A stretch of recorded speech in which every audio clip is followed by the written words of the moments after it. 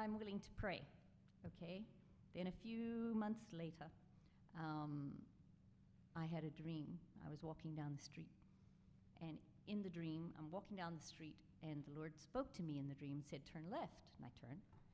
And he says, go in. It's a tiny little travel agent. And this Chinese lady had books. You know, in the old days, you booked your ticket through these books. And so they had books up here, and I could just barely see this lady's face.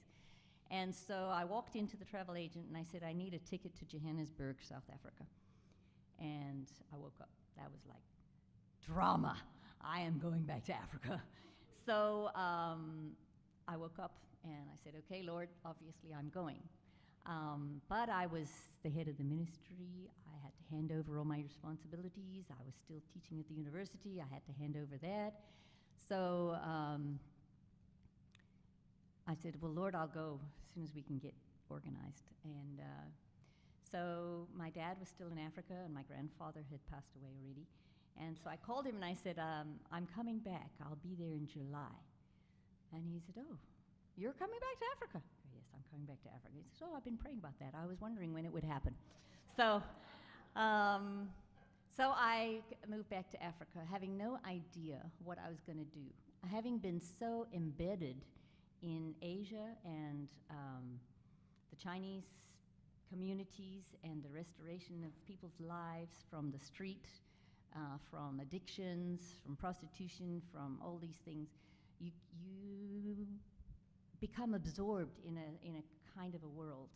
And so from Hong Kong, I was ministering in India, in Thailand, in Philippines, and all these places, basically equipping people to be able to do what I was doing. And to pull out of that and arrive in Africa with no agenda was like, okay, we'll just start afresh.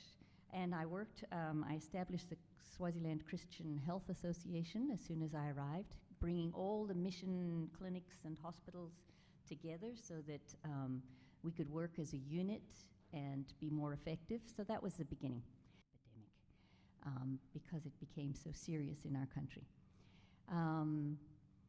Before our country recognized that we had a problem, it was 1989, the first person was diagnosed. But our government and our king was in denial. They would not admit that we had AIDS. And so people were getting sick and people were dying, and nothing was being done. And then one day, someone had preached about being a woman, being a female, being a woman, being a mother, being a Deborah to the nation. That was a good message, okay? But it really penetrated my heart. The same person preached a couple of days later in another revival service and was preaching about being a male, being a man, being a father, and being an Abraham to the nation. So after these messages, we'd been traveling all over the country. We were holding revival services in about 14 cities.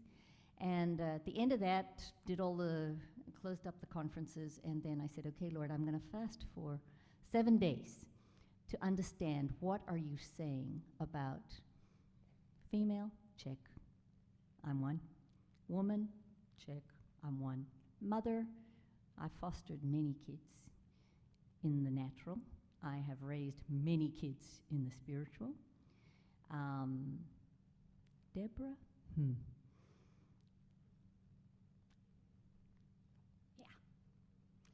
So on the 4th day of my fast, the Lord just began talking to me, and he showed me in visions, in speech, and I just started writing down for almost 8 hours what the Lord wanted to do.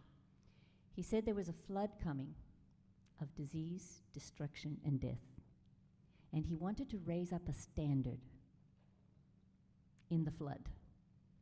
And that standard was to take children who had nothing, whose lives had been consumed by the enemy.